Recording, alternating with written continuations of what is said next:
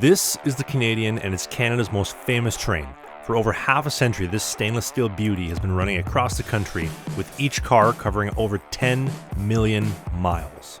And this is the first episode in a series where I'll take the train across Canada from here in Vancouver into Montreal with a return trip shortly after. But what makes this series different from any other is this trip features stops at as many of Canada's railway hotels as possible along the way, in my attempt to rewind the clock and share a story and experience from over a century ago, coupled with some of Canada's biggest hidden gems along the way. We'll start here on the Pacific in Vancouver, traveling east, following the winding Fraser River into Kamloops at the end of night one. From there, we'll begin climbing through the Rocky Mountain Trench and into the northern Canadian Rocky Mountains as the train hugs the Thompson River into our first stop, Jasper National Park, where we'll spend 2 nights at the Jasper Park Lodge. We'll reboard, heading east out of the Rockies into Alberta's capital, Edmonton, and the start of day 3 will see us in the prairies of Saskatchewan, rolling into the halfway point of this journey later that night, Winnipeg, for a stop across the street from Union Station at the Fort Garry Hotel. From there, the train will continue east through the dense forests of northern Ontario for 2 days before we arrive in downtown Toronto, where we will transfer trains destined for Montreal for 4 nights at the Chateau Champlain and 3 nights in Ottawa at the Chateau Laurier. But that all comes with a big asterisk beside it because this train is rarely on time, but that's more of a me problem than a you problem. So sit back and enjoy this first episode traveling across Canada by train. Our journey begins here on the edge of downtown Vancouver at Pacific Central Station, which is the western terminus, western starting point on the Canadian. And this former Canadian National Station was actually the 3rd passenger station built in Vancouver. The Canadian Pacific opened the first station in Vancouver in 1898 here at Waterfront, but that castle-esque station only lasted about 15 years before it would then be replaced by today's Waterfront station in 1914, which is architecturally stunning to say the least. From the white columns out front, hand-carved stonework outside, to the hand-drawn paintings inside, depicting some of Canada's most breathtaking landscapes. And this was actually the original station home on the Canadian when she debuted in 1955 until 1979, when all of Vancouver's passenger service was then moved to Pacific Central Station under the newly formed Via Rail Canada. But Pacific Central Station was actually the last station opened in 1919 by the Canadian Northern Railway, but following their bankruptcy in 1919, they would then be absorbed into the newly formed Canadian National Railways in 1920. And a century later, although it doesn't have the same grand vibe as maybe Waterfront Station did, when you walk in, you're pretty much getting the exact same experience you got a century ago, and the station still sees roughly about a dozen trains per week to this day. Now, we're riding Sleeper Plus today, so we would check into the Sleeper Plus desk, make our reservations for dinner later tonight, and head into the lounge, with plenty of outdoor seating on this typical rainy afternoon in Vancouver.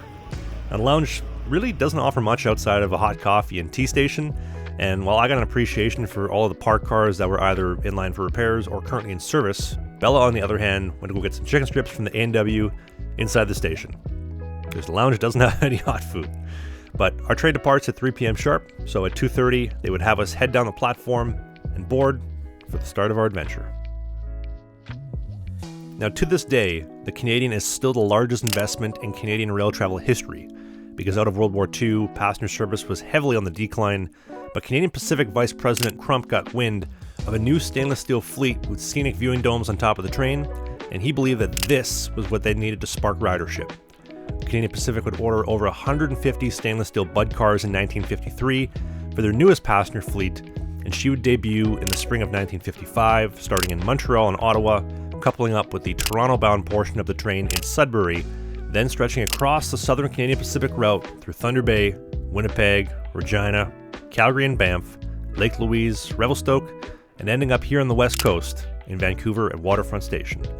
And these cutting-edge cars actually reduced the runtime from 85 hours to 71 with their new lightweight design. And although initially successful, following the completion of the new Trans-Canada Highway in 1962, train ridership was on a nosedive. And despite the Canadian government gifting Canadian Pacific all the land across Canada to build their coast-to-coast railway for free when they completed it in 1885 on the condition that they would operate daily service for as long as they ran on the tracks, the 1970s saw them lobbying the government to discontinue passenger service due to unprofitability. And despite being denied, this is where the Canadian would earn her famous worldwide reputation of only ever being on time when she was 24 hours late. So in an attempt to solve it, the government would absorb all Canadian Pacific and Canadian National passenger service in 1978, and what we now know today as Via Rail Canada. And despite 1990 seeing the government completely cut passenger service through the southern Calgary and Banff route in favor of the northern route through Edmonton and Jasper, 35 years later, the Canadian still operates on the northern route through Jasper and Edmonton, and has actually ran on the northern route for longer than it was originally on the southern route. And that is exactly the route that we're taking today. The Canadian will take her first few strides at track 6, heading out of Pacific Central Station, bending onto the main line and leaving the downtown Vancouver skyline behind, which has actually changed quite a bit over the years. We would make a quick stop here so that the engineers could change the tracks and allow us onto the Canadian National main line, and we begin picking up a little bit of speed, and soon after passing by the Burnaby skyline. After that, sticking through a little bit of freight traffic and through Coquitlam into New Westminster, slowly approaching the Fraser River as we will make the first of 4 bridge crossings over the Fraser en route to Kamloops for later tonight. And although this train is nowhere near peak summer capacity with over 25 cars, I think there's something just ultra peaceful and something really relaxing about being in the dome, watching the world pass by outside on the lower mainland amidst this Vancouver rain, which again is pretty typical for this time of year. And also, there's just something about watching that stainless steel consist bend around the corners that I just find so fascinating to watch and never get tired of. Now, if you saw any of the Railway Hotel series episodes from last year, Bella came with me for all of them. But this trip is a little bit different, as it is a giant celebration for her birthday a few days earlier. So I'm really excited to show her Canada in a way that she has never seen before. And to be honest, probably a lot of people watching this video have never seen before. And considering how quiet the Canadian is from October roughly until about April, it'll be a great chance to relax a little bit. But the one drawback to riding the train during slow season, although yes, cheaper prices are fantastic, within about 3 hours of departing Vancouver, the train is in complete darkness. I mean, the horizon has faded into black, and that would be the end of the scenery that we'll see tonight, as the train will continue to trace the Trans-Canada Highway into Kamloops roughly around midnight tonight. But in the meantime, the Canadian is world famous for the culinary experience on board, and once the sun set, Bella and I had nothing to do but head down to the dining car, and everything was solid. Bella would end up opting for the fish, I got the lamb and the chicken, because, well, I'm still growing over here. Hot bread and butter, coupled with a great soup. It does not get any better, and I'll cover the dining car more in depth in the next episode in the series, but it's safe to say this is arguably my favorite car on the train. Now for sleeping arrangements tonight, you could spend $10,000 on prestige class, but personally, I like the berths a lot better. They are basically seats during the day, but then the porter will turn them over into beds at night. This is what that setup looks like, although keep in mind this is the upper berth. The lower berth has a window, that's what that looks like right here, but again, we're in the uppers. Bella, who is severely vertically challenged, of course she fits great. I myself, at 6'5", I actually barely have just enough room to clear the walls, which honestly surprised me from the first time that I got on the train. The beds, the pillows, the duvets are super comfy, so it's pretty safe to say that we have fantastic accommodations, super comfortable accommodations, for the next 5,000 kilometers into Montreal. And when they're priced around $500 to $1,000 each way, depending on the time of year that you book, they're not only the cheapest option, but the most comfortable for a good price. But you could really upgrade your comfort game with a pair of the greatest underwear on earth from Sheath Underwear, today's video sponsor. Sheath redefines underwear for men.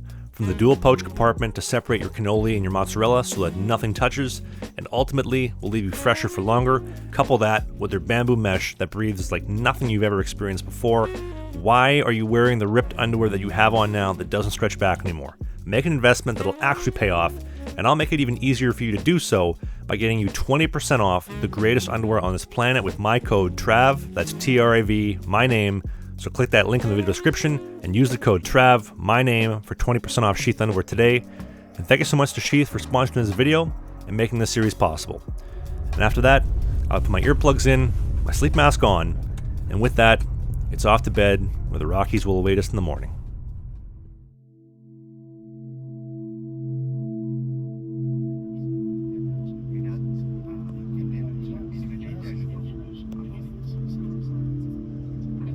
So this morning started off like any other typical morning in the Rockies. Alpine trees, but as far as the eye could see, with a little bit of overcast weather that was probably following us from Vancouver. But as the sun began to rise and we would trek east, the clouds seemingly out of nowhere would begin to disappear.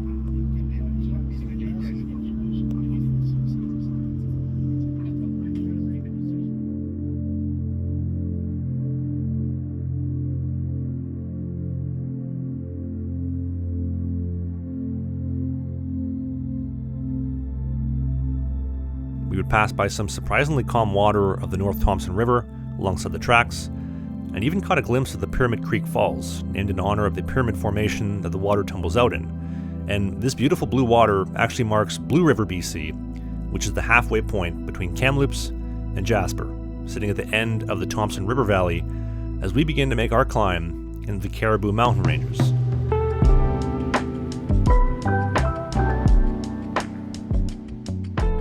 And after that, the sun began to creep over the mountains and begin to touch down, lighting up seemingly millions of snow-dusted evergreen trees along the valley. I mean, it was literally like we were moving through the most perfect, picturesque postcard type of day. The bluest of skies, with a few Toy Story clouds off in the distance, fresh champagne powder from the snowfall the night before, seemingly coating everything in sight, and the sun's morning light coming down to highlight the snow-capped peaks ahead. It doesn't get any better. And that will actually mark our official welcome into the northern Canadian Rockies. Now, our next step is going to be the town of Valemount, with a population of about 1,200 people. But they're the next town west of Jasper, somewhere I could definitely see myself living one day. But Valemount is also the start of the Caribou Mountain Ranges, which will take us through the Rocky Mountain Trench towards the tallest peak in the entire Canadian Rockies, and that peak is Mount Robson.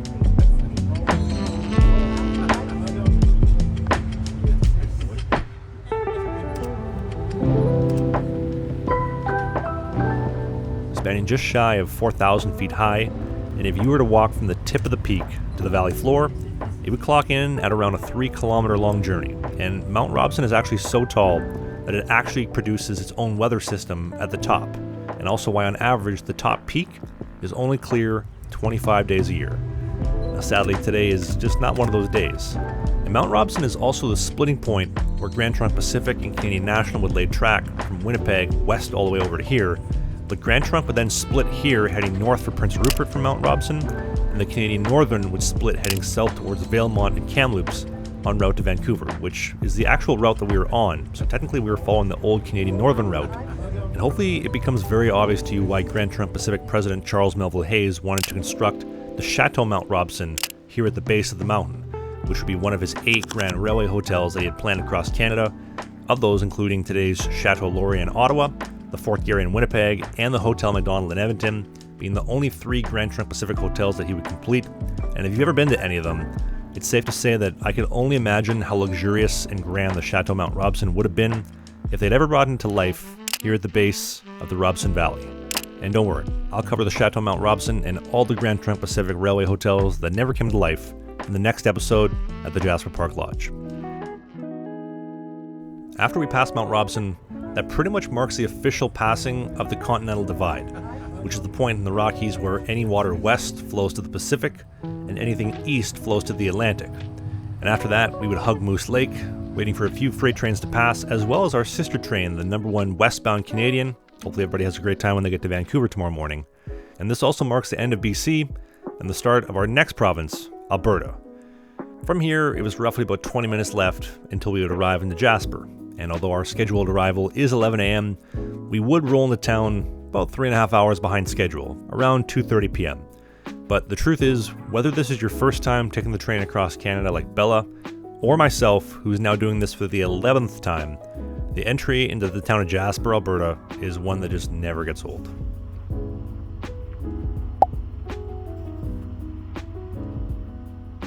If you've never been to Jasper, or maybe never heard of it, Jasper is the quieter, more peaceful version of Banff, with double the size and half the population, coming in at only 4,000 people that call this place home, compared to 8,000 in Banff. And Jasper's a real true hidden gem tucked into the heart of the Northern Rockies, with absolutely no shortage of wildlife. Now, we still have over 2,000 kilometers until we pull into Montreal, but this is where this video is going to end, because next week, as I mentioned earlier, we are spending 2 nights inside of Canada's most famous lodge in the Rocky Mountains, the Jasper Park Lodge, a Canadian National Railway hotel that was built in the 1920s and then rebuilt again in 1952 following a wildfire that devoured all of it. I'll cover everything from the dining experience to the incredibly cozy accommodations, the plethora of outdoor activities that will keep you more than busy here, and do not forget about the greatest hot tub in all of Canada, all converging here in Jasper along the Continental Divide before we reboard the train, continuing east for Montreal. This series is my love letter to Canada and the railways that built it.